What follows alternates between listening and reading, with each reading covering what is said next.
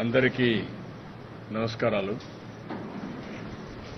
నేను 2 రోజులు నియోజకవర్గ పర్యటన కోసం వచ్చాను.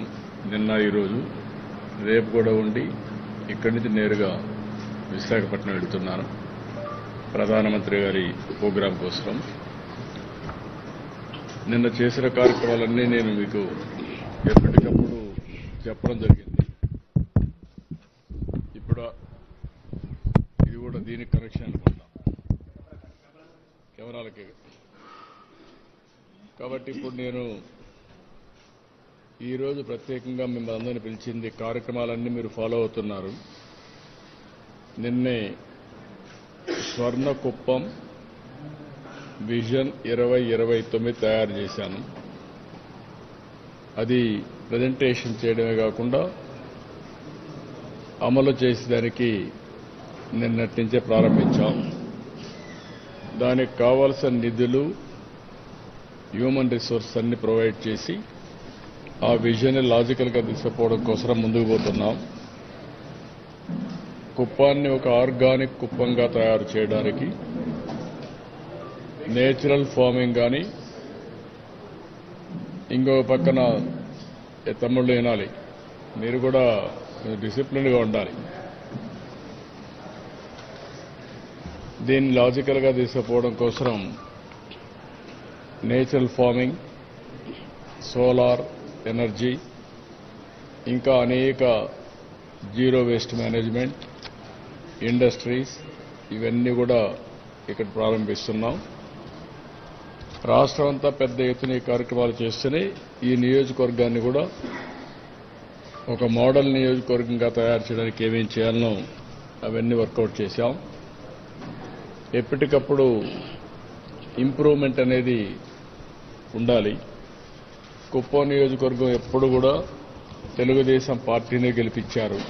ఇప్పటి వరకు జరిగిన అన్ని అసెంబ్లీ ఎన్నికల్లో తెలుగుదేశం పార్టీనే గెలిపించారు. వేరే సింబల్ తెలియని నియోజకవర్గం ఇది. అదే సమయంలో ఒక మారుమూల ప్రాంతం. దీన్ని ఏ విధంగా అన్ని ప్రాంతాలతో సమానంగా, అవసరమైతే మిన్నగా ఏ విధంగా అభివృద్ధి చేయాలన్నో దానికి ప్రణాళిక తయారు చేశాం. ఈరోజు ఇక్కడ మీకు ప్రజెంటేషన్ చేసింది కానీ, ఇక్కడ చూపించింది కానీ మీరు గుర్తుపెట్టుకోవాల్సింది, ఇది జననాయకుడు అనే పేరుతో ఒక ప్రత్యేకమైన కార్యక్రమానికి శ్రీకారం చుట్టాం. ఎవరైనా సరే ఇక్కడికి వచ్చి నేరుగా చెప్పుకున్నా, వాట్సాప్ గ్రూపుల్లో నేరుగా సెల్ ఫోన్లో మెసేజ్ ఇచ్చినా,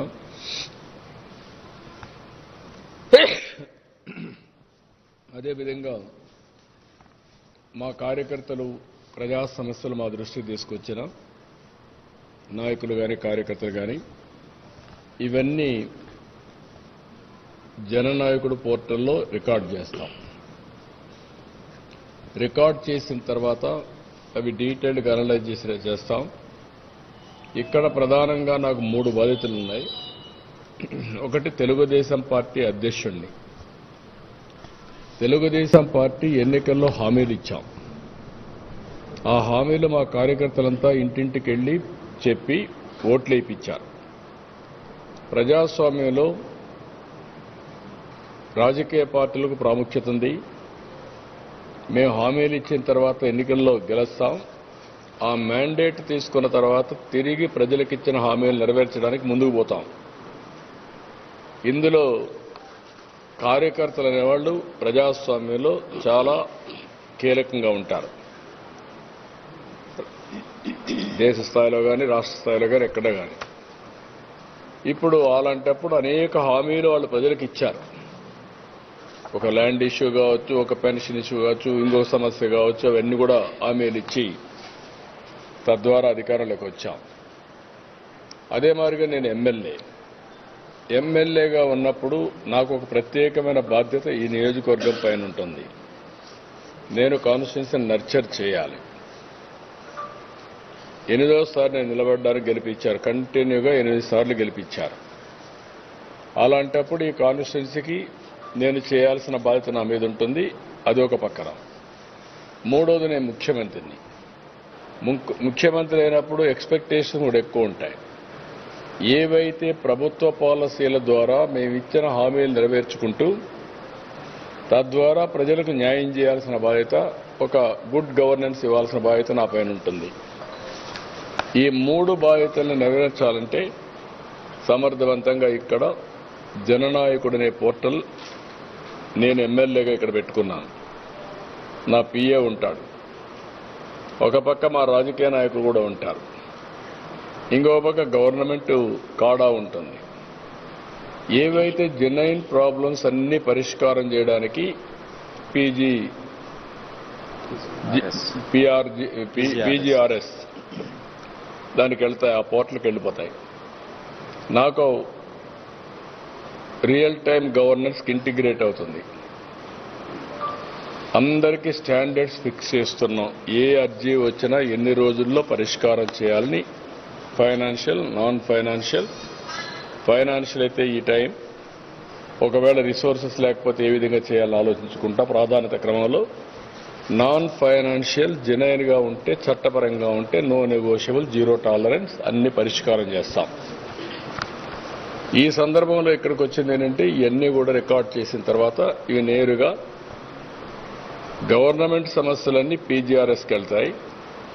నేను ఎమ్మెల్యేగా చేయవలసిన బాధ్యతలుంటే నాకు వస్తాయి. ఏదైనా చిన్న చిన్న ఇష్యూస్, కోఆర్డినేషను, లేకుంటే కొంత హెల్ప్ అవన్నీ ఉంటే వ్యక్తిగతంగా చేసే పనులు నాకు వస్తాయి. మూడోది, పార్టీ అధ్యక్షుడిగా రావాల్సిన పార్టీ వాళ్ళు సరిగా లేరు అవి కానీ రిపోర్ట్ చేస్తే అవన్నీ పార్టీ అధ్యక్షుడిగా మళ్ళా వస్తాయి. ఇది కోఆర్డినేట్ చేసుకుంటున్నాం. అందుకే ఇది ఒక వినూత్నమైన ప్రయోగం టెక్నాలజీలో. ఒక అతను ఒక అర్జీ ఇస్తే ఆ అర్జీ తీసుకున్న తర్వాత ఒక రిక్వెస్ట్ కావచ్చు, ఒక అర్జీ కావచ్చు, ఒక పిటిషన్ కావచ్చు, ఏదైనా ఒక నిర్దిష్టమైన సమయంలో ఆ సమస్య పరిష్కారం చేసి మళ్ళీ అతనికి ఇన్ఫార్మ్ చేయడం. ఎవరికి ఏ సమస్య ఉన్నా చెప్పుకోవచ్చు. సాధ్య అసాధ్యాలు అధ్యయనం చేసుకుంటాం. చేయలేకపోతే ఎందుకు చేయలేకపోయాం కూడా చెప్తాం. చేయగలిగిన పనులు మానవతా దృక్పథంతో ఎన్ని చేయగలిగితే అన్ని సమస్యలు పరిష్కారం చేస్తాం. ఇప్పుడు పార్టీ ఉంది, మాకు ఇక్కడనే 1,15,000 18,000 మంది మెంబర్లు అయ్యారు.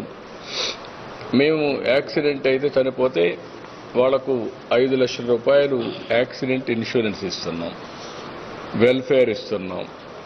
ఇంకో పక్క హెల్త్ కానీ లేకపోతే ఎడ్యుకేషన్ కానీ హెల్ప్ చేస్తున్నాం. అలాంటివన్నీ పార్టీ చూస్తుంది. గవర్నమెంట్లో ఏవైతే వస్తాయో గ్రీవెన్స్ అన్నీ కానీ, ఫైనాన్షియల్ అసిస్టెన్స్ కానీ, సీఎం రిలీఫ్ కానీ, ఇవన్నీ గవర్నమెంట్లో చూస్తాం. ఎవరికైనా నేను వ్యక్తిగతంగా హెల్ప్ చేయాలి, పార్టీకి బాగా పనిచేశారు అనుకున్నప్పుడు నేను వాళ్ళకి ఆర్థిక సహాయం చేయాలన్నా ఇంకోటి చేయాలన్నా అవి ప్రత్యేకంగా నేను చేస్తాను యాజ్ ఎమ్మెల్యే. ఇవన్నీ కూడా క్రోడీకరించుకొని చేయడం కోసం జననాయకుడు పోర్టల్ తీసుకొచ్చాం. టెక్నాలజీ అనేది చాలా ఎఫెక్టివ్గా ఉంటుంది.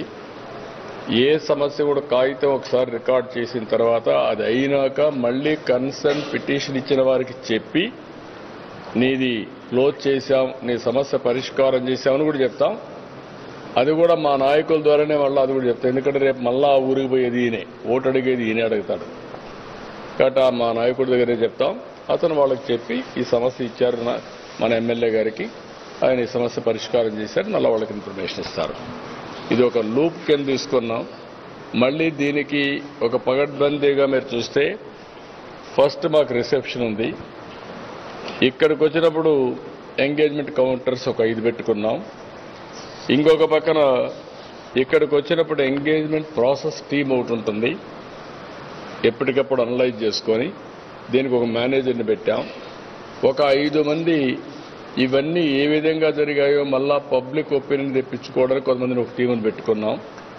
త్రూ ఐవీఆర్ఎస్ కానీ డైరెక్ట్గా ఫోన్ చేయడం కానీ ఇవన్నీ చేసి మళ్ళా ఇన్ఫర్మేషన్ తెప్పించుకుంటాం. ఏదో టెక్నికల్గా సమస్యను పరిష్కారం చేయాలి కాబట్టి ఈ డెస్క్ నుంచి ఇంకో డెస్క్ పంపిస్తే లాభం లేదు. జెన్యున్గా సమస్య పరిష్కారం కావాలి. ఆ జెన్యున్గా సమస్య పరిష్కారం చేయకపోతే మళ్ళీ రీఓపెన్ చేస్తాం. అది సమస్యను పరిష్కారం. కొంతమంది ఎక్కువ ఎక్స్పెక్టేషన్స్ పెట్టుకుంటారు. ఇప్పుడు ఒక ఉదాహరణకు మనకు హాస్పిటల్ ఉంది, హాస్పిటల్లో చిన్న చిన్న ట్రీట్మెంట్ అవుతాయి. కొంతమందికి ఎక్కడికో వెళ్ళిపోయి 20 లక్షలు 50 లక్షలు 80 లక్షలు ఒక్కొక్కరికి ఇమ్మంటే సస్టైనబుల్ మోడల్ కాదు. వాళ్ళకి హెల్ప్ చేయాలి, చేస్తాం. కానీ ఇక్కడుండే ప్రత్యామ్నాయాలు ఏమున్నాయి ఇవన్నీ చేసుకుంటూనే వాళ్ళకి ఇన్విటబుల్ సిచ్యువేషన్ ఇచ్చినప్పుడు ఏ విధంగా చేయాలో వాళ్ళకు కూడా చేస్తూ హెల్ప్ చేస్తాం. కొంతమంది నాకు డబ్బులు ఇవ్వండి, ఆర్థిక సహాయం చేయమని కోరతారు. కానీ జెన్యూన్గా ఏదైనా ఉంటే కాస్త కోస్త హెల్ప్ చేస్తాం. కానీ అబ్నార్మల్గా అడిగితే మనం చేయలేము. అలాంటి కొన్ని పెద్ద ప్రాజెక్టులు అడుగుతూ ఉంటారు, లేదంటే పెద్ద విషయాలు చెప్తూ ఉంటారు. అవన్నీ సాధ్యం కాని పనులు. అవన్నీ కూడా మా వాళ్ళు ఎడ్యుకేట్ చేస్తారు. ఈవెన్ రైల్వే టికెట్స్ దగ్గర నుంచి బస్ టికెట్స్ దగ్గర నుంచి అన్నీ ఆన్లైన్లో ఉన్నాయి. అవి కూడా మేము కోఆర్డినేట్ చేస్తాం. ప్రతి ఒక్క కుటుంబం మంచి చెడులు అన్నీ చూసుకోవడం ఒక యాంగిల్, వాళ్ళందరితో సత్సంబంధాలు పెట్టుకోవడం. బర్త్డే రోజున నా ఆఫీస్ నుంచి ఒక గ్రీటింగ్ పంపించడం, వాళ్ళ ఇంట్లో ఏదైనా కష్టం వస్తే చనిపోతే ఒక 10,000 రూపాయలు మట్టి ఖర్చుకు ఇవ్వడం, ఇలాంటి మేము ఎప్పటి నుంచో ఒక సాంప్రదాయాలని పాటిస్తున్నాం. అవన్నీ కంటిన్యూ చేయడానికి ఈ ఆఫీస్ చేస్తూ ఉంటుంది. సో ఇది ఒక వినూత్నమైన ప్రయోగం టెక్నాలజీ అనేది. టెక్నాలజీ ద్వారా ఈరోజు మనం అందరం కూడా గుర్తుపెట్టుకోవాల్సింది, ఒకప్పటికంటే ఇప్పుడు చాలా సమర్థవంతంగా నేను ఇచ్చే ప్రోగ్రామ్స్ అన్నీ IVRS అడుగుతున్నా. రేషన్ వచ్చింది, కార్డు హోల్డర్స్ అడుగుతున్నా. పెన్షన్ ఉంది, ఎక్కడికి ఆ రోజు ఒక్క రోజులో పెన్షన్స్ అన్నీ ఇస్తున్నాం. పెన్షన్ ఇచ్చేటప్పుడు ఆ ఫోన్కి ఎవరైతే డిస్ట్రిబ్యూట్ చేస్తారో వాళ్ళకి జియో ట్యాగింగ్ చేస్తాం. ఎక్కడి నుంచి డిస్ట్రిబ్యూట్ చేశాడో ఆన్లైన్లో మాకు రికార్డు వస్తుంది. 300 ఒక ఇంటికి ఆ పక్క ఈ పక్క ఇస్తే పర్లేదు, కానీ ఎక్కడో కూర్చొని ఇస్తే మాత్రం కరెక్ట్ కాదు. అప్పుడే అతనికి వార్నింగ్ ఇస్తాం, నువ్వు తప్పు చేస్తున్నావు, నువ్వు ఎక్కడో ఉన్నావని. ఒకవేళ అది కూడా వినకపోతే ఎంక్వైరీ చేసి యాక్షన్ తీసుకుంటాం. ఆ తర్వాత IVRS మెసేజ్ వెళ్తుంది. ఆ మెసేజ్ విన్న తర్వాత అతనికి ఉండే కష్టాలు చెప్తారు. అప్పటికి కూడా వాళ్ళకి డిస్సాటిస్ఫాక్షన్ ఉంటే ఎందుకు ఉంది కూడా అనలైజ్ చేస్తాం. కొంతమంది రాజకీయంగా చెప్తా ఉంటారు, వాళ్లకు మనం పెన్షన్ తీసుకున్నా ఏది ఇచ్చినా కరెక్ట్గా చేసినా వాళ్ళు తప్పుగానే వినపడొస్తుంది. అది కరుడు కట్టినటువంటి కొంతమంది వైఎస్ఆర్ కాంగ్రెస్ కార్యకర్తలు నాయకులు ఉంటారు. అవి కూడా అనలైజ్ చేసుకుంటాం. అంటే మా ఉద్దేశం ఎక్కడా మిస్లీడ్ కాకుండా ప్రజలకు న్యాయం చేయడానికి, అదే సమయంలో ఎవ్వరికి ఇబ్బంది లేనటువంటి సుపరిపాలన ఇవ్వడానికి. ఒక పక్క మా దగ్గర ప్యాడీ ప్రొక్యూర్మెంట్ ఉంది. ఇక్కడ ఏ పార్టీ అని వివక్ష చూపేయం. అది కూడా చాలా సిస్టమేటిక్గా ప్రొక్యూర్మెంట్కి వస్తే నేరుగా రైతు భరోసా కేంద్రం నుంచి టైం ఇవ్వడం, వాళ్ళు శాంపుల్ తేవడం, టెస్ట్ చేయడం, అక్కడి నుంచి ప్రొక్యూర్ చేయడం, రైస్ మిల్ పంపేయడం, ఇవన్నీ కూడా అక్కడ తేమ శాతం ఇవన్నీ చేసుకొని చేస్తారు. ఎప్పుడైతే రైస్ మిల్లుకి రైస్ వెళ్తానే అకౌంట్ వాళ్ళు హ్యాండ్ ఓవర్ చేసుకుంటే మాకు ఒక ఐడియా వచ్చేస్తుంది, ఎన్ని బస్తాలు ఇచ్చాడు, ఎన్ని టన్నులు ఇచ్చాడని. నెక్స్ట్ 1 అవర్ 2 అవర్స్ ఆ రోజే 48 అవర్స్ అన్నా ముందుగానే ఇచ్చేస్తున్నాం. వాళ్ళ బ్యాంకుకు అకౌంట్లో డీబీటీ వెళ్ళిపోతుంది, డైరెక్ట్ బెనిఫిట్ ట్రాన్స్ఫర్ స్కీమ్ వెళ్ళిపోతుంది. దీనివల్ల వాళ్ళకి ఎక్కడా ఇబ్బంది ఉండదు. ఇది చేసినప్పుడు కూడా టెక్నాలజీ కూడా చెక్ చేసుకుంటున్నాం, ఆడిట్ చేసుకుంటున్నాం, మళ్ళా IVRS తీసుకుంటున్నాం.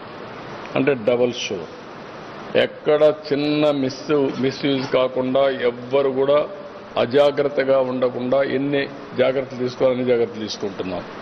ఇప్పుడు కూడా దీంట్లో కూడా ఒక 5-10% మమ్మల్ని మిస్లీడ్ చేయాలని ప్రయత్నం చేస్తే అది కూడా అధ్యయనం చేసుకొని ఓకే వీళ్ళు ఇంతేని వదిలేస్తాం. ఒకవేళ నిజంగానే ప్రాబ్లం ఉంది, మొన్న నేను చూశాను, గోని సంచుల్లో రంధ్రాలు ఉన్నాయని చెప్పారు. నేను ఫీల్డ్కి వెళ్ళినప్పుడు నేను చాలా స్పష్టంగా ఎగ్జామిన్ చేశాను. అక్కడ గోని సంచుల్లో రంధ్రాలు ఉన్నాయంటే ఆ కన్సర్న్ రైస్ మిల్ ఎవరైతే వాళ్ళు డ్యూటీ చేయాలో వాళ్ళు ఫెయిల్ అయ్యారు. రైస్ మిల్లర్ డ్యూటీ ఏంటి? గోని సంచులు బాగుండే సంచులు ఇవ్వాలి. ఆయన తక్కువ ఇస్తే తీసుకోడు. గోని సంచులకు రంధ్రాలు ఉంటే ఏమవుతుంది? దారంతా కారుకుంటూ వస్తాయి, లీకేజెస్ అవుతాయి. అది ఎవరి డబ్బులు? అది రైతు డబ్బులు. ఇలాంటి కొన్ని ఫీడ్బ్యాక్లు పర్ఫెక్ట్గా వస్తున్నాయి. నేను అందుకే ప్రజలందరినీ కోరుతున్నా. నేను 5 సంవత్సరాలు తెలుగుదేశం పార్టీలో అనేక సర్వేలు చేశాను. నేను ఎప్పటికప్పుడు అవర్స్ టుగెదర్ కూర్చొని అధ్యయనం చేశాను. అందుకే రైట్ పర్సన్కి రైట్ పొజిషన్లో పెట్టడానికి ఇంకా ప్రయత్నం చేస్తూనే ఉన్న, సిస్టాన్ని ఇంప్రూవ్ చేసుకుంటూ ప్రయత్నం చేస్తున్నాను. అదే సమయంలో ఇప్పుడు గవర్నమెంట్లో కూడా ఆర్టీజీఎస్ తరఫున టెక్నాలజీ అంతా కూడా ఇచ్చేసి వేరియస్ సర్వేసే కాకుండా ఫీడ్బ్యాక్ తీసుకొని మెరుగైన సేవలు ఒక సుపరిపాలన ద్వారా ఏ విధంగా అందించాలో అన్ని అందిస్తాం. ఈరోజు మీరు చూస్తున్నారు, ల్యాండ్ ఇష్యూస్ ఎక్కడెక్కడి నుంచో వచ్చేసారు. 5 సంవత్సరాల పెండింగ్ ఉండే ఇష్యూస్ చూస్తూ ఉంటే కొన్ని వేల మంది వచ్చేస్తున్నారు ఎక్కడికి పోయినా. అంటే దీన్ని పరిష్కారం చేయాలి. 22A కింద ఓపెన్ అప్ చేశారు, కబ్జాలు చేశారు, రికార్డులు మార్చారు, రాజకీయ వివక్ష చూపించారు. అన్నీ కలిసి చాలా గందరగోళమైన పరిస్థితి వచ్చింది. ఇది నాకు ఒక 4-5 నెలలు పడుతుంది. రెవెన్యూ సదస్సులు అయిపోతున్నాయి, రికార్డు ఎస్టాబ్లిష్ చేస్తున్నాం, సర్వేలు చేశారు, సర్వేల్లో మళ్ళా తప్పులు చేశారు, మళ్ళా రీసర్వే చేయాలి. ఇవన్నీ చేసి పక్కా పట్టాదారు పాస్ పుస్తకాలు ఇచ్చి, ఒకవేళ కొన్ని అసైన్మెంట్ ల్యాండ్స్ కొంతమంది పట్టాలు కావాలని అడుగుతున్నారు, డీకేటీ పట్టాలు, అవి కూడా ఏం చేయాలని ఆలోచించి అన్నీ కూడా పరిష్కారం చేస్తాం. అంటే వీటికన్నిటి కొంత సమయం పడుతుంది. వ్యవస్థ విధ్వంసమైంది, సమస్యలు ఉన్నాయి, 1 by 1 పరిష్కారం చేసుకొని వస్తున్నాం. ఇది నేను పెట్టినటువంటి వ్యవస్థ బాగా సక్సెస్ అయితే దీన్ని నేను అన్ని నియోజకవర్గాలకు రిప్లికేట్ చేసే పరిస్థితి వస్తుంది. రేపు అన్ని నియోజకవర్గాలు కూడా రిప్లికేట్ చేస్తే ఇది ఒక మోడల్ కింద వస్తుంది. ఒక ఎమ్మెల్యే, ఒక ఎంపీ ఒక బాధ్యత తీసుకొని ప్రజా సమస్యల్ని ఏ విధంగా పరిష్కారం చేయగలుగుతారు, సుపరిపాలనకు ఏ విధంగా నాంది పలుకుతారు, ప్రజలకు ఎట్లా అందుబాటులో ఉంటారు, ఆయన లేకపోయినా వాళ్ళ ఆఫీస్ ఏ విధంగా సమర్థవంతంగా వాళ్ళ సమస్యల్ని ఎప్పటికప్పుడు పరిష్కారం చేస్తారనే దానికి ఇవన్నీ పెడుతున్నాం. ఇది టెక్నాలజీని కూడా నేను ఆర్టిఫిషియల్ ఇంటెలిజెన్స్ కూడా ఉపయోగించుకొని ఏ సమస్య పరిష్కారం చేయలేకపోతున్నా, ఎందుకు పరిష్కారం కావడం లేదు, ఇలాంటి అన్ని కూడా అనలైజ్ చేసి దీంట్లో కీలకమైన పాత్ర టెక్నాలజీ పోషిస్తుంది. మీరు గుర్తుపెట్టుకోవాలి. ఎప్పటికప్పుడు అధ్యయనం చేయడం కానీ, మళ్ళా ఫీడ్బ్యాక్ తిప్పడం కానీ, ఆ సైకిల్ని మళ్ళా ఇది చేయడం కానీ, మళ్ళా చాలా ఆఫీసుల్లో మనం చూస్తే ఒక పిటిషన్ వస్తుంది, నేను స్టాండర్డ్స్ పెడతాను, వారం లోపల క్లియర్ చేయాలని. వాళ్ళు ఏం చేస్తారు, వారం లోపల క్లియర్ చేయరు కాబట్టి ఫైల్ నేను ఇక్కడి నుంచి నా బాధ్యత నేను నెరవేర్చకుండా నేను ఎంఆర్ఓ ఆర్డీఓ పంపిస్తాడు, ఆర్డీఓ డిఆర్ఓ పంపిస్తాడు, డిఆర్ఓ జాయింట్ కలెక్టర్ పంపిస్తాడు. అంటే నా పని అయిపోయిందని. వాళ్ళ పని అయిపోలేదు, మన బాధ్యత తీరలేదు, కానీ ఫైల్ మాత్రం వీడు తప్పించుకోవడానికి పంపించేస్తారు. ఓసారి డిస్పోజల్ అని రాసేస్తాడు. What is the disposal? Transfer is not the disposal. అందుకే నేను చెప్పాను ఆకస్మిక తనిఖీలు కూడా వస్తానని. నేను రాబోయే రోజుల్లో ఆఫీసులకు వస్తాను, అధ్యయనం చేస్తా. మార్నింగ్ మీరు వస్తానని చూశారు. మా ఆఫీస్ ప్రాసెస్ అంతా రిసెప్షన్లో చూశాను, ఈ డెస్క్ల్లో చూశాను, మా టీమును చూశాను, సమస్యలను అధ్యయనం చేశాను, ఆ సమస్యలు వీళ్ళు అర్థం చేసుకున్న విధానాన్ని అధ్యయనం చేశాను, ఆ సమస్యకు రైట్ పరిష్కారం ఇస్తున్నారా లేదో కూడా అధ్యయనం చేశాను. సో అవన్నీ చేసి దీన్ని రాబోయే రోజుల్లో ఇంకా కూడా పర్ఫెక్ట్గా చేయాల్సిన అవసరం ఉంది. వన్స్ ఇది పర్ఫెక్ట్ అయితే, ప్రాసెస్ కానీ పర్ఫెక్ట్ అయ్యి అవుట్కమ్ కరెక్ట్గా వస్తే nothing like this. That is the exercise I'm doing now. So అందుకనే మీకు జననాయకుడు అంటే ఏంటి అనేది మీకు ఐడియా ఉండాలి, ఏం చేస్తుందో కూడా మీకు ఐడియా ఉండాలి. ఎవ్రీ ఇష్యూ ఎవరికి ఏ సమస్య వచ్చినా ఇక్కడికి పంపిస్తే జెన్యూన్గా ఉండేటివి, న్యాయసమ్మతమైనటివి, చట్టపరంగా ఉండే అన్ని సమస్యలను పరిష్కారం చేస్తాం. That is the message I want to give all of you.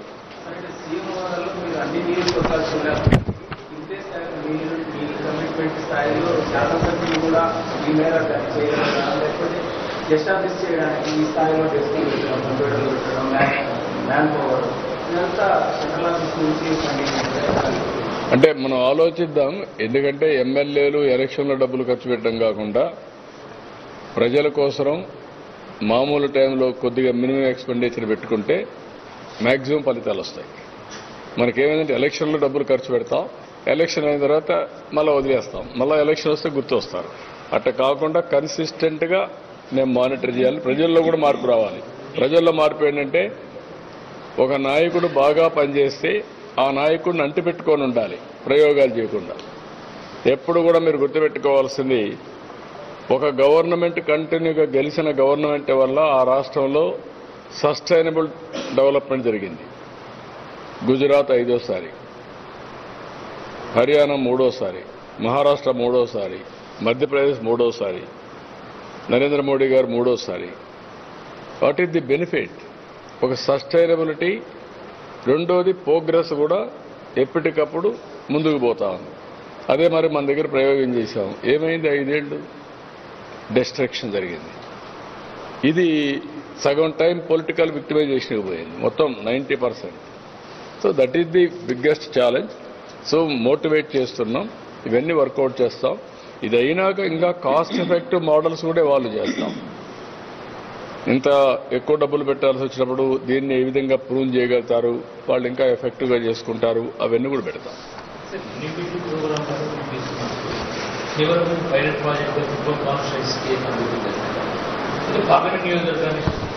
నేను పార్లమెంట్ నియోజకవర్గానికి కూడా ఎంపీకి కూడా చెప్పాను అనుసంధానం చేసుకోమని. ఆయన కూడా వర్కౌట్ చేస్తున్నాడు. పార్లమెంటుకు చేస్తాం. 7 సెగ్మెంట్స్ కూడా వాళ్ళు ముందుకు వస్తే వాళ్ళు కూడా మాట్లాడి ముందు ఎక్కడిదక్కడ స్టెబిలైజ్ కావాలి, ప్రాసెస్ కూడా ఎస్టాబ్లిష్ కావాలి. ముందే పెట్టామనుకోండి అందరూ కన్ఫ్యూజన్లో ఇచ్చేసి రేపు రాబోయే సక్సెస్ కాదని చెప్పి వాళ్ళే కార్డు పడేస్తారు. I want to produce a model, successful model, then others can replicate. అందరూ దాన్ని అమలు చేసుకుంటారు. అడాప్షన్ ప్రభుత్వ కార్యక్రమాలు చాలా ఉంటాయి, అవి కూడా సెంట్రలైజ్ చేసి చాలా వరకు పబ్లిక్ తెలియకపోతే అది కూడా మోటివేట్ చేసి ఎడ్యుకేట్ చేయడం ద్వారా సక్సెస్ అది కూడా చేస్తాం. అంటే ఇప్పుడు అల్టిమేట్గా it is a political governance. ఇంకొక ప్రాబ్లం కూడా ఉంది. ఒక నాయకుడు పార్టీ అధ్యక్షుడిగా ఉండి ముఖ్యమంత్రి అవుతాడు. అదే సమయంలో పార్టీ అధ్యక్షుడిగా ఉంటే చాలా మంది పనిచేస్తారు. ఇప్పుడు 2 బాధ్యతలు వచ్చిన తర్వాత పార్టీ వాళ్ళు తప్పు చేసినా, ప్రభుత్వంలో తప్పు చేసినా ఆ తప్పు ఆ నాయకుడికి, ఆ పార్టీకి వస్తుంది. That is beauty. ఎంఆర్ఓ తప్పు చేసినా ఆ తప్పు నాకే వస్తుంది. అరే ఈయన కోటేసాం, గట్టిగా చేస్తారనుకున్నాం, ఫర్మ్గా ఉంటాడనుకున్నాం, ఏంటి ఈయన కంట్రోల్ చేయలేకపోతున్నాడు అని అంటారు. కార్యకర్త సరిగ్గా ప్రవర్తించకు, చూసారా ఈ కార్యకర్తను కంట్రోల్ చేయలేదు, వదిలిపెట్టాడు ఊరి మీద అని మళ్ళీ అంటారు. ఈ 2 బ్యాలెన్స్ చేసుకొని పరిపాలన చేయాలి.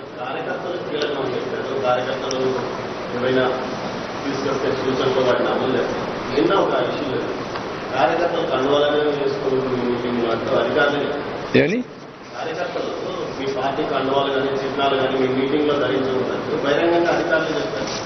That is none of that duty. అలాంటి వాళ్ళు ఉంటే చాలా ఫర్మ్గా ఉంటాను. వాళ్ళొక తెలుగుదేశం పార్టీ కానీ వాళ్ళొక ఈరోజు తెలుగుదేశం పార్టీ అధికారంలో ఉన్నప్పుడు అధికారం చెప్తే అలాంటి అధికారులు డెఫినెట్గా ఫర్మ్గా ఉంటా, చాలా సీరియస్గా ఉంటుంది. వాళ్ళు గుర్తుపెట్టుకోవాలి. It is a political governance అని పదే పదే చెప్తున్నాను నేను. ఈరోజు మీరందరూ ఉన్నారా? లాస్ట్ టైం మా కార్యకర్తలు ఇంటింటికి పోయి సూపర్ 6 కార్యక్రమాలు చెప్పారా లేదా? నమ్మించారా లేదా? ఓట్లేస్తే వచ్చామా లేదా? వచ్చేనాక నేను ముఖ్యమంత్రి అయ్యాను. ముఖ్యమంత్రి అవుతానని ట్రాన్స్ఫర్ చేసి సీఎస్ను కూడా ట్రాన్స్ఫర్ చేసే అధికారం నాకు ఉందా లేదా? మరి దట్ ఈస్ ది డెమోక్రసీని అర్థం చేసుకోవాలి. ఆఫీసర్లు కూడా తప్పు చేయకూడదు.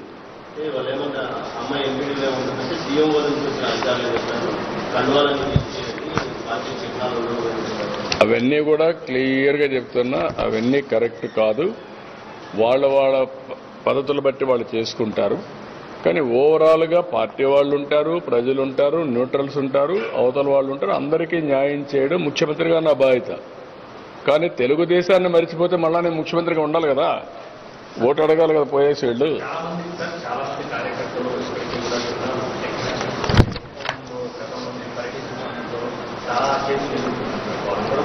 ఉన్నాయి, చాలా కేసులు ఉన్నాయి. ఒక్కడే కాదు, రాష్ట్రం అంతా ఉన్నాయి. మామూలు కేసులు పెట్టలేదు. ఇది అంటే ఒక అరాచక పాలనకి పరాకాష్ఠది. సరే నాకు జరిగిందని కాదు నేను చెప్పడం. ప్రతి ఒక్కడి పైన 20 కేసులు, 30 కేసులు, 40 కేసులు పెట్టేయడం, చీటికి మట్టు కేసులు పెట్టడం.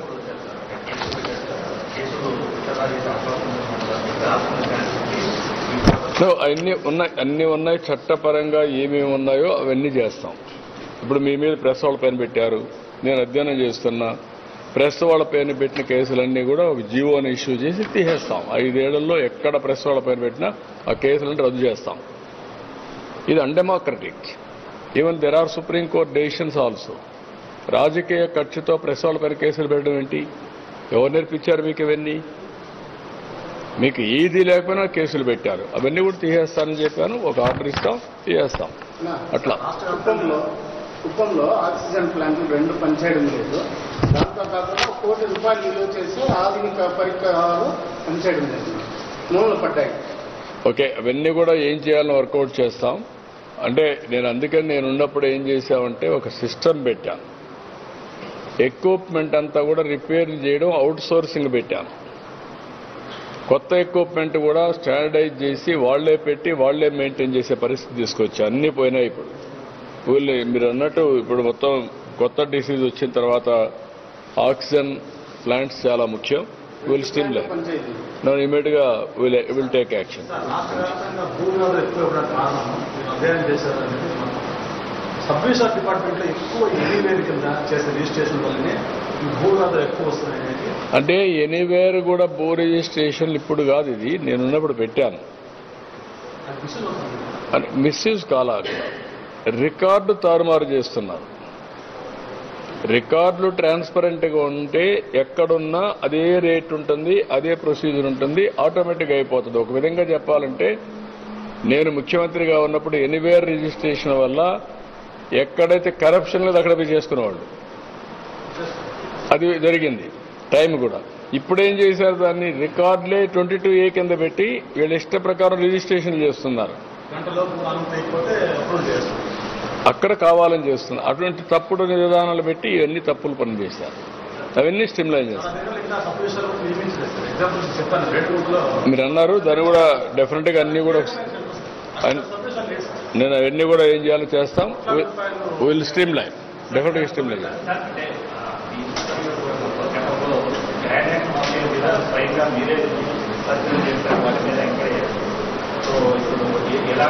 ఉంటాయి, అన్నీ ఉన్నాయి.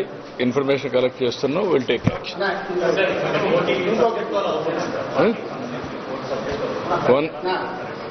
అంటే ఫస్ట్ తెలుగుదేశం పార్టీ చరిత్రలో ఎప్పుడు కూడా 1 crore మెంబర్షిప్ కాలేదు.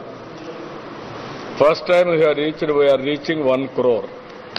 ఈరోజు రేపు 97కి వెళ్తున్నాం. అక్కడి నుంచి 1 crore మెంబర్షిప్కి వెళ్తున్నాం. ఈ 1 crore కూడా 5 లక్షల రూపాయలు యాక్సిడెంట్ ఇన్సూరెన్స్ కడుతున్నాం. అదే సమయంలో పార్టీని ఇంకా సమర్థవంతంగా రన్ చేయడానికి అందరికి కూడా మా కార్యకర్తలకు ఆమోదయోగ్యమైన వ్యక్తులకే పదవులు ఇస్తాం. మళ్ళీ అది మండలం కావచ్చు, గ్రామం కావచ్చు, కాన్స్టిట్యున్సీ కావచ్చు, జిల్లా కావచ్చు, స్టేట్ కావచ్చు. అదే సమయంలో రాష్ట్రం మేము కొత్త సిస్టమ్ ఒకటి పెట్టాం. క్యూబ్స్ పెట్టాం, క్లస్టర్, యూనిట్, బూత్, కేఎస్ఎస్ పెట్టాం. ఆ సిస్టమ్ ఏంటంటే ఎన్నికల మేనేజ్మెంట్. వాళ్ళ బాధ్యత ఆ పరిధిలో ఓటర్స్ని నర్చర్ చేయాలి. మ్యాక్సిమం 25,000 ఓట్లు. యూనిట్ అయితే 5,000 ఓట్లు, బూత్ అయితే 1000 ఓట్లు, కేఎస్ఎస్ అయితే 60-50 ఓట్లు, 30 ఇళ్ళు అంటే 100 ఓట్లు. లేకపోతే ఒక పేజీ 60 ఓట్లు. ఇది మా విధానం. ఇప్పుడు అందరూ అయ్యారు. ఇప్పుడు ఈ మంత్ నుంచి ఎన్నికలు పెడతాం. మే లోపల అన్ని ఎన్నికలు పెట్టి అన్ని పొజిషన్స్ అన్ని ఫిలప్ చేస్తాం. గవర్నమెంట్లో పొజిషన్స్ ఇచ్చినా పార్టీలో పొజిషన్స్ కూడా ముఖ్యం. పార్టీకి ఎవరు సేవ చేస్తారో వారికే గవర్నమెంట్లో రేపు రాబోయే రోజులు పదవులు వస్తాయి. ఇది పొలిటికల్ గవర్నెన్స్ అన్నప్పుడు వాళ్ళని భాగస్వాములు చేస్తాం. రెండోది ఒక పక్కన పొలిటికల్ ఎంపవర్మెంట్ చేస్తాం.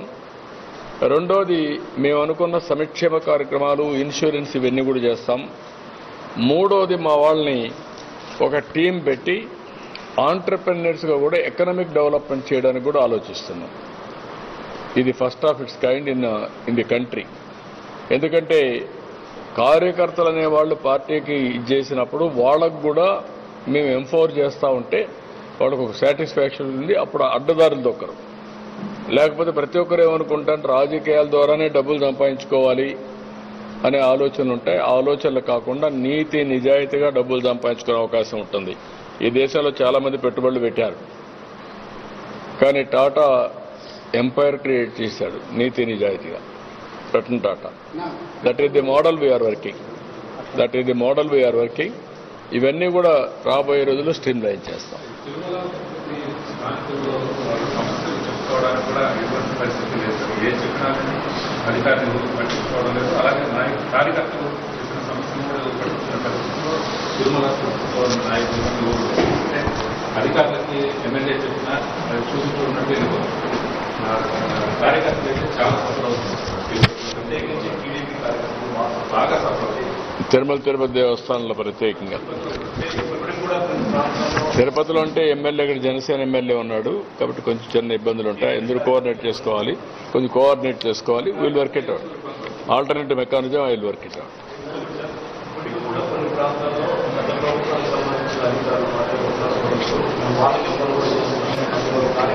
ఉన్నాయి ఇప్పుడు అలాంటి కంప్లైంట్స్ ఉన్నాయి. ఫస్ట్ 6 months అయింది. ఈ సెకండ్ 6 months లో అలాంటి కంప్లైంట్ లేకుండా చూసుకుంటాం. Will control everybody, will take very firm action. మాట్లాడదాం. అన్ని వర్కౌట్ చేస్తున్నాం, వర్కౌట్ చేసి ఇస్తాం.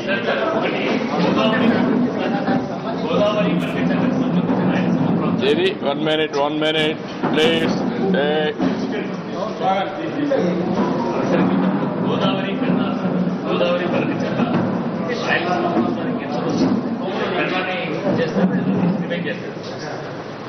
అంటే ఇప్పుడు మీకు ఇంకా అర్థం కాలేదు నాకు తెలియదు కానీ గోదావరి పెన్నా లింకేజ్ ఆర్ పోలవరం బనకచర్ల అనుసంధానం it is a game changer Andhra Pradesh రాష్ట్రానికి. ఏ విధంగా అన్నప్పుడు మీరు గుర్తుపెట్టుకోవాల్సింది, మొన్న 4000 TMC నీళ్లు సముద్రంలో ఎగిపోయినాయి. ఇంకొక పక్క 800 TMC నీళ్లు కృష్ణా నుంచి సముద్రంలో ఎగిపోయినాయి. ఇప్పుడు గోదావరి నుంచి కృష్ణా నుంచి Nagarjuna Sagar right main canal, అక్కడనే బొల్లాపల్లి రిజర్వాయర్, ఇంకొకటి 150 TMC. రేపు 200 చేయొచ్చు, 400 కూడా కావాలంటే చేసుకోవచ్చు. అది అయిన తర్వాత నేరుగా వెలుగొండ దగ్గరికి వచ్చి అక్కడి నుంచి నల్లమలై ఫారెస్ట్ లో టన్నులు పెట్టి 27 కిలోమీటర్లు బనకచెర్లకు నీళ్లు తీసుకొస్తాం. ఇప్పుడు ఏమవుతుంది, దీంతో నాగార్జునసాగర్ ఉంది, శ్రీశైలం ఉంది, బొల్లాపల్లి వస్తుంది, పులిచింత ఉంది. ఆ పక్క పోతే పోలవరం ఉంది, పైన ఇది ఇంకా కూడా కొన్ని ఒరిస్సాలో ఒక ప్రాజెక్ట్ ఉంది, అది వస్తుంది. రాయలసీమలో బనకచెర్లకు పోతే అంద్రినీవా, తెలుగు గంగా, లేకపోతే Galeru Nagari, all canals connect అయిపోతాయి. అదొక జీవనాడి. అటు అనంతపూర్ ద్వారా చిత్తూరు వరకు, అదే మరి కడప ద్వారా నేరుగా సోమశిల, కందలేరు నుంచి బాలాజీ రిజర్వాయర్ వరకు నీళ్లు రావడం. ఇప్పుడు ఒక 300 TMC నీళ్లు తేవాలని చూస్తున్నాం. కనీసం ఒక 200 TMC నీళ్లు ఇక్కడికి తీసుకొచ్చుకుంటే ఒక 100 TMC నీళ్లు కృష్ణా నదిలో వాడుకుంటే కృష్ణా డెల్టాకి, అక్కడి నుంచి తీసుకొచ్చిన నీళ్లు నాగార్జున సాగర్ రైట్ మెయిన్ కెనాల్లో ఒక 100-150 TMC నీళ్లు వాడుకుంటే అక్కడ వాడే నీళ్లు శ్రీశైలం, నాగార్జున సాగర్లో మళ్ళా సేవ్ చేసుకోవచ్చు. అక్కడ సేవ్ చేసేది రాయలసీమకు డైరెక్ట్గా పంపించుకోవచ్చు. So it is a integrated model, effective model. నీళ్లు అన్ని దిక్కల్లో ఉంటాయి. ఎక్కడికి కావాలంటే అక్కడ తీసిపోయే అవకాశం ఉంటుంది. ఎక్కడ కావాలంటే అక్కడ ఉపయోగించుకుంటాం. ఎక్కడ అవసరమైతే అక్కడ స్టోర్ చేసి కిందికి పంపిస్తాం. ఆ మోడల్లో మీరు చూసినప్పుడు ఇది జరిగిన తర్వాత ఆంధ్రప్రదేశ్ రాష్ట్రంలో కరువు అనే మాట ఉండదు. ఇంకా సముద్రంలోకి పోయే నీళ్లు మనం ఇక్కడ తీసుకొస్తున్నాం. అనంతపూర్ మీరు చూస్తే as on today per capital income చాలా బాగుంది అనంతపురం. ఒకప్పుడు కరువు జిల్లా, వలసల జిల్లా. ఈరోజు కోనసీమ కంటే బెటర్గా అనంతపురం అయిపోయింది. సార్ అంతా బాగుంది సార్. ఇన్ని తోటలు బాగున్నాయి కానీ అది అనంతపురం మార్కెట్లో డబల్ సూట్ పేరుతో రైతులను మోసం చేస్తారు. మళ్ళీ నేను 50 టన్నులు వేసుకుంటే 10 టన్నులు సూట్ కిందే కట్టాలి. అది అలాంటి మెర్సిడెస్ కొట్టేస్తాను, ఇవ్వబడి వదిలిపెట్టను. మీరు చెప్పిన నా నోటీసులో ఉంది, దాన్ని కొట్టేస్తాను, డెఫినెట్గా కొడతాను, వదిలిపెట్టిన వాళ్ళు. ఎందుకంటే మనం చేసిన పని రైతులకు న్యాయం రావాలని కోరుకున్నాం తప్ప వీళ్ళకి కాదు. I will do it. Thank you.